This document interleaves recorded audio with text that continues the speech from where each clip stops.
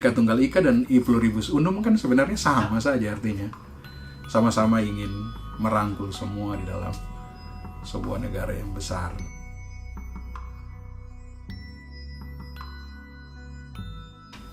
Nama saya Ishak Yohan Matrix Latu, atau biasa dipanggil Ishak Latu. Teman-teman di kampus, di rumah panggil Caken, nama panggilan saya. Saya lahir di Pulau Seram, daerah terpencil waktu itu karena orang tua saya adalah guru sekolah dasar, baik bapak maupun ibu saya adalah guru sekolah dasar. Jadi saya lahir, saya tumbuh di situ. Belum ada jalan waktu itu di Pulau Seram, semuanya masih lewat laut. Jadi kalau musim hujan, banjir, kami tidak bisa kemana-mana. Lalu kemudian saya melanjutkan sekolah menengah atas di SMA Negeri Masohi di Maluku Tengah, juga masih di Pulau Seram. Lalu melanjutkan pendidikan ke Jawa di Salatiga. Saya belajar di Universitas Kristen Satya Wacana di Salatiga, bertemu dengan banyak orang dan kemudian bertumbuh sebagai aktivis mahasiswa di zaman reformasi, menjadi pimpinan lembaga kemahasiswaan di sana. Lalu saya melanjutkan studi S2 di Center for Religious and Cross Cultural Studies di UGM. Itu program internasional UGM pertama saya kira dalam bahasa Inggris. Kami belajar dalam bahasa Inggris bersama dengan beberapa teman yang mungkin bisa saya sebutkan seperti Mas Muncit, Ahmad Muncit, sekarang jadi dosen UGM. Ada Hilman Latif, sekarang jadi salah satu pimpinan penting di Departemen Agama yang mengurus haji dan umroh, dan beberapa teman yang lain. Lalu dari sana saya kembali ke Satya Wacana untuk menjadi dosen kurang lebih 8 tahun. Lalu saya memenangkan beasiswa Fulbright dari pemerintah Amerika untuk belajar di Berkeley. Waktu itu saya datang ke Amerika 2010, pertama kali belajar bahasa Inggris lagi, seperti namanya Pre-Academic Program di Fulbright. Semua mahasiswa internasional yang datang dengan beasiswa Fulbright, apakah itu S2 atau S3, biasanya akan mengikuti Pre-Academic Program. Tergantung kemampuan bahasa Inggrisnya, ada yang cuma 2 hari, ada yang 1 minggu, ada yang 6 bulan. Saya waktu itu hampir 1 bulan di UPenn. Tapi itu pengalaman yang sangat luar biasa, karena di UPenn saya bertemu dengan satu dosen yang sangat luar biasa, yang mengajarkan kami bahwa pendidikan itu tidak hanya di dalam kelas, tapi terutama juga di luar kelas. Pengalaman dikombinasikan dengan teori. Nah, dari UPenn saya ke Berkeley di The Graduate Theological Union, itu sekolah yang berafiliasi dengan University of California, Berkeley. Saya kuliah di 2 tempat itu, jadi bolak-balik dari GTU dan UC Berkeley yang jaraknya hanya sekitar 100 meter, tidak jauh. Di Berkeley terutama belajar dengan Ibu Sylvia Tiwan, dosen Indonesia yang sudah puluhan tahun di Berkeley, dan kemudian saya memenangkan dissertation writing scholarship di Harvard. Jadi saya di Harvard Kennedy School selama kurang lebih 1 tahun. Karena Harvard waktu itu tertarik dengan disertasi saya yang coba mengembangkan demokrasi pada masyarakat yang berbasis tradisi lisan, terutama dalam konteks relasi Islam Kristen, agama-agama yang saya lihat di Ambon, juga di Jawa misalnya. Lalu kemudian dari Harvard saya kembali ke Berkeley untuk mengajar satu mata kuliah, jadi adjunct profesor waktu itu di sana, sambil menunggu jadwal ujian disertasi. Dan saya kembali ke Indonesia setelah itu. Sebelum kembali ke Indonesia, saya masih sempat jadi pendeta di satu gereja Indonesia di Sacramento, namanya GKI Sacramento, membantu jemaat itu sambil tunggu pulang. Ada 6 bulan karena tidak ada pendetanya di sana. Saya membantu dan di situ betul-betul coba menciptakan gereja sebagai rumah bagi orang-orang Indonesia. Karena latar belakang saya juga interfaith, studi-studi tentang interfaith, jadi kegiatan-kegiatan juga kami bikin interfaith, sehingga kemudian itu jadi semacam rumah bersama untuk orang-orang Indonesia di Sacramento waktu itu. Nah, kemudian kembali lagi ke Universitas Kristen Satya Wacana, mengajar di situ, juga mengajar di CRCS, Center for Religious and Cross Cultural Studies, untuk mata kuliah Interreligious Dialogue, dan mengajar di Universitas Indonesia di UI secara online untuk mata kuliah agama di Amerika Serikat. Agama, terus mata kuliah kedua adalah perubahan sosial di Amerika.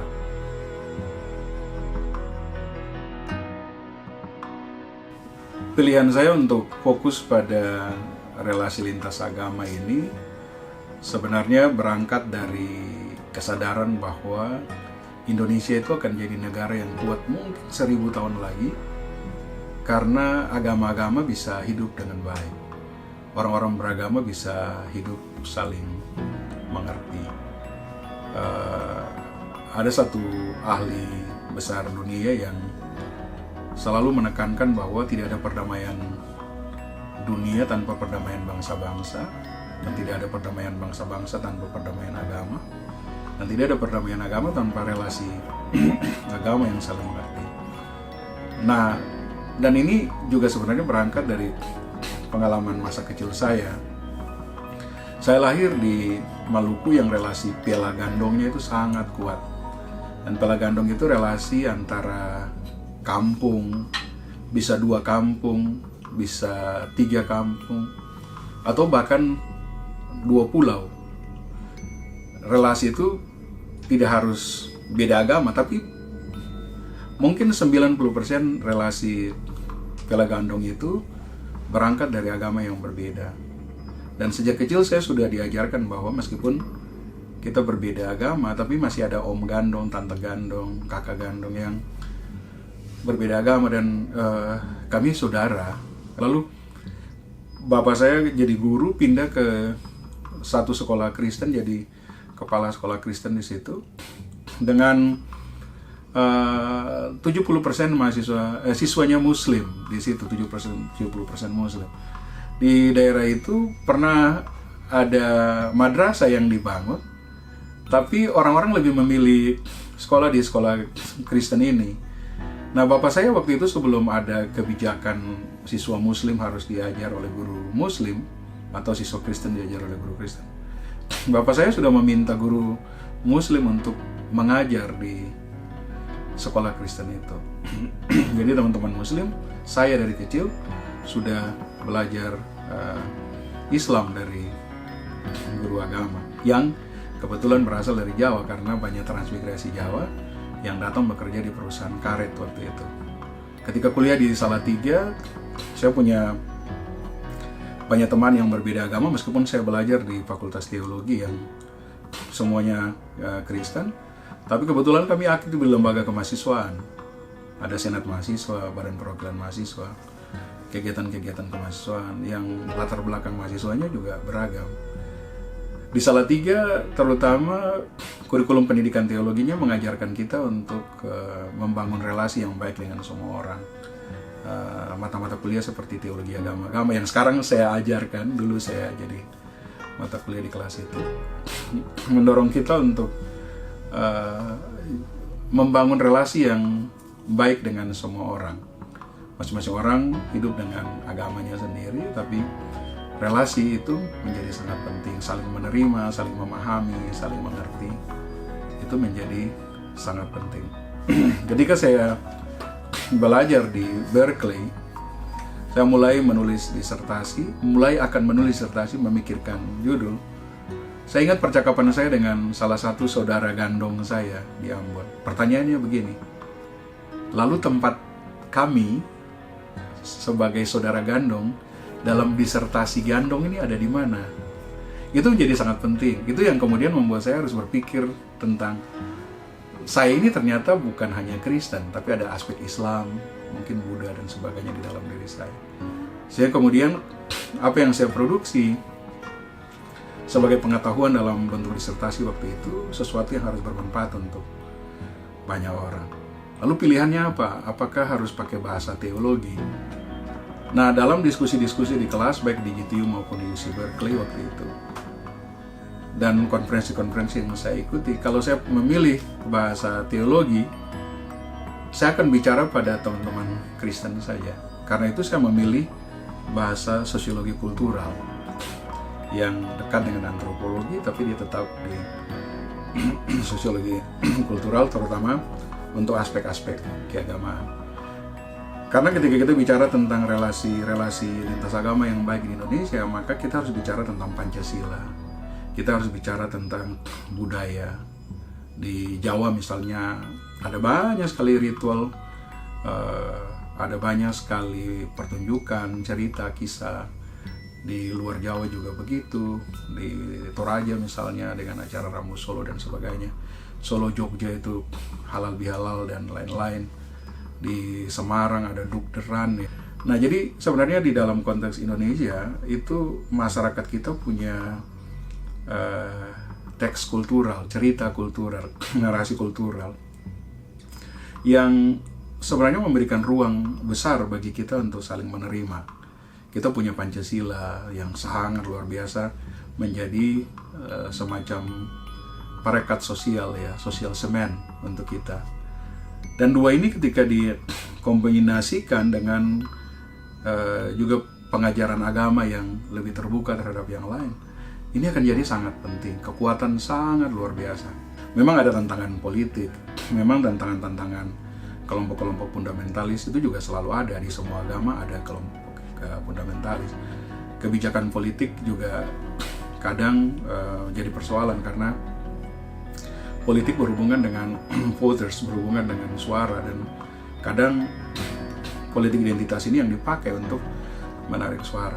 Tapi meskipun begitu, tapi kerja-kerja sosial menghargai apa yang ada di masyarakat itu menjadi sangat penting, karena masyarakat itu hanya perlu dihargai, perlu didampingi supaya apa yang ada pada mereka itu bisa terus berjalan.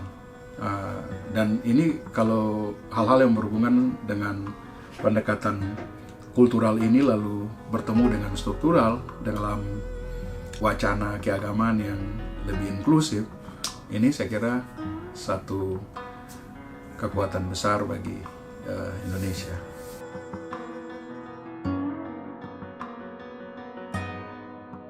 Ya, kehadiran narasi-narasi lintas agama, lintas etnis, lintas grup dan lain-lain di ruang virtual itu menjadi sangat menarik, karena kita sekarang hidup seperti amfibi. Satu kaki ada di dunia nyata, satu kaki ada di dunia maya, sehingga engagement, keterhubungan kita satu dengan yang lain pada dunia maya virtual itu menjadi sangat menarik. Dan karena itu ini menjadi ruang bagi relasi-relasi lintas agama yang sangat bagus. Saya sendiri juga sejak lama sudah meminta mahasiswa-mahasiswa saya untuk kalau ada kegiatan-kegiatan lintas agama yang baik atau dalam kehidupan setiap hari, kamu dengan temanmu yang pakai jilbab misalnya, kamu pakai kalung salib, fotolah, kirimlah ke Facebook, ke Instagram, ke Twitter dan sebagainya, karena ini akan kemudian memberikan semacam pelajaran bagi orang lain bahwa kita boleh berbeda, tapi bisa hidup sama-sama, bisa bersahabat, bisa berteman satu dengan yang lain, dan tidak ada masalah sama sekali dengan itu. Nah, engagement ini menjadi sangat penting bagi keindonesiaan kita. Bahkan juga tim sepak bola kita paling banyak ditonton, artinya paling baik dalam menarik viewer itu sepak bola. Dan setiap kali saya tertarik pada beberapa kali mereka cetak gol misalnya, ada yang berdoa Hindu, ada yang berdoa Islam, ada yang berdoa Kristen di lapangan yang sama, Dan lapangan saat itu berubah menjadi pentas, semacam panggung keindonesiaan yang besar, di syuting oleh televisi, diproduksi ulang oleh YouTube dan sebagainya. Saya kemudian itu beredar dari satu device ke device yang lain, dari satu cellphone ke cellphone yang lain, dan dia membentuk imajinasi keindonesiaan kita. Indonesia adalah ruang besar untuk kita semua. Karena itu rekognisi terhadap yang berbeda agama menjadi sangat penting. Karena sejak lama di Indonesia itu orang tahu bahwa ada perbedaan agama, tapi rekognisi terhadap perbedaan agama itu tidak terjadi. Nah, sehingga kemudian produksi narasi lewat dunia virtual ini menjadi sangat penting, karena ini akan mengikat keindonesiaan kita. Dan generasi muda ini kan banyak bermain di ruang virtual. Penelitian terakhir mengatakan tuh orang Indonesia rata-rata menggunakan media sosial itu sekitar 7-8 jam setiap hari. Nah, dengan begitu maka post-post yang ada di dunia virtual tentang relasi lintas agama, lintas etnis, dan lintas grup yang lain itu penting sekali juga ada di dunia virtual untuk mengikat imajinasi keindonesiaan kita itu.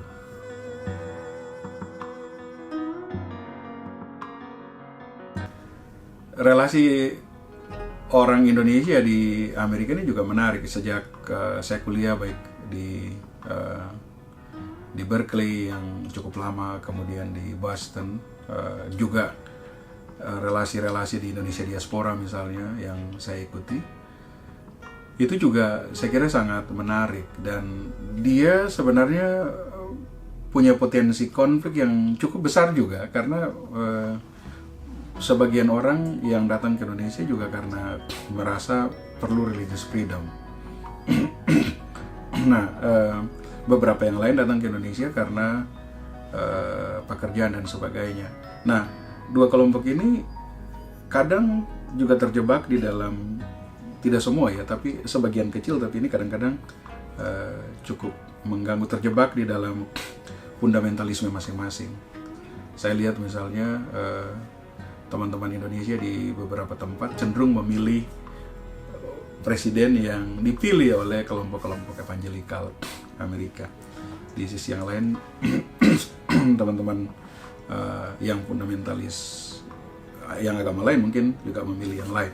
Nah, tapi sebenarnya ada ruang-ruang besar, seperti misalnya acara 17 Agustus, mungkin halal bihalal kalau ada di sini juga, acara di masjid dan sebagainya, yang mungkin perlu dikembangkan.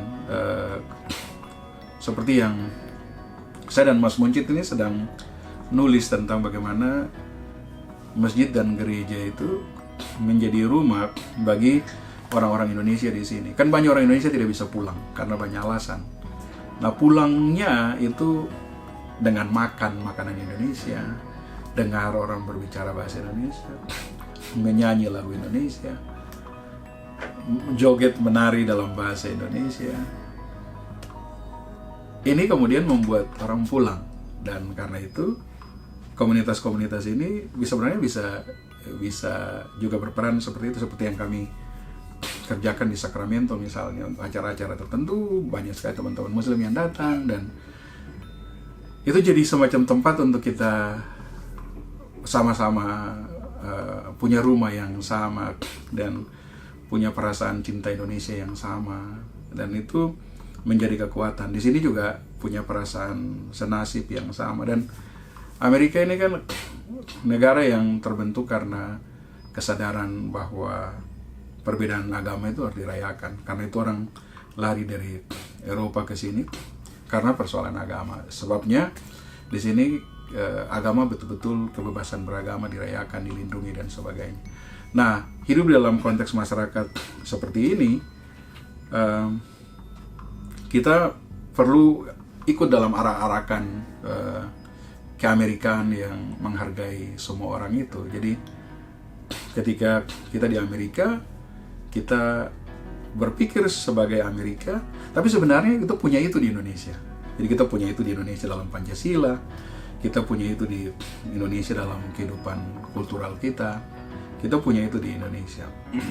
Dan relasi lintas agama antar orang Indonesia di Amerika kan tidak selalu harus baca ayat yang kemudian bicara tentang kesamaan, tapi kan kita punya semacam kelisanan yang kita tuh merasa dekat ketika bernyanyi bersama, satu pakai jilbab, satu pakai kalung salib, tidak masalah.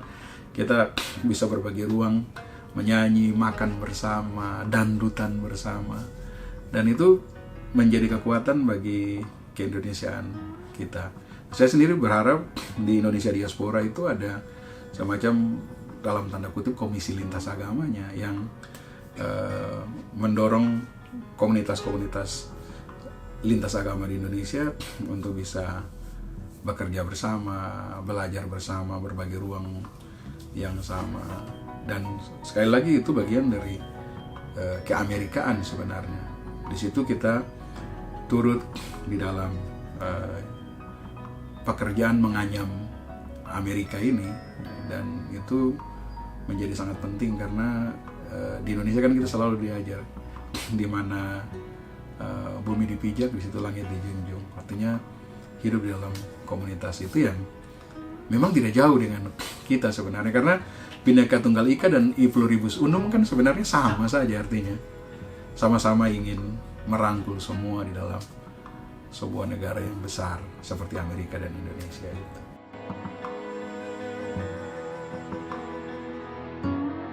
Ya, sebagai diaspora Indonesia di mana saja, di Amerika, di Eropa, Australia, dan di mana saja,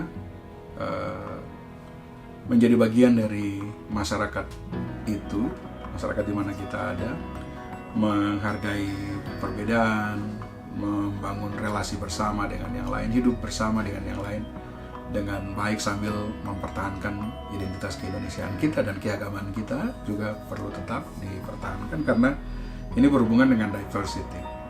Nah, pada saat yang sama, sekali lagi, diversity itu membutuhkan rekognisi. Orang lain harus dipandang sama dengan kita. Jadi meskipun berbeda, tapi dia punya hak yang sama, hak beribadah yang sama, hak hidup yang sama. Dan jangan lupa Indonesia, itu yang paling penting. Kalau bisa menyumbang ke Indonesia dalam hal apapun yang paling kecil, itu perlu dilakukan. Post tentang Indonesia di media sosial, tentang Indonesia yang baik, Indonesia yang indah, itu perlu terus dilakukan. Kalau punya sesuatu yang lebih, bantulah anak-anak tertinggal di Indonesia supaya mereka juga punya kesempatan yang sama untuk belajar, menganyam pendidikan yang sama. Jadi kita ada di tempat yang lain, tapi identitas keindonesiaan kita tetap perlu dipertahankan, dan perlu terus berpikir apa yang bisa saya berikan bagi Indonesia dari tempat saya merantau.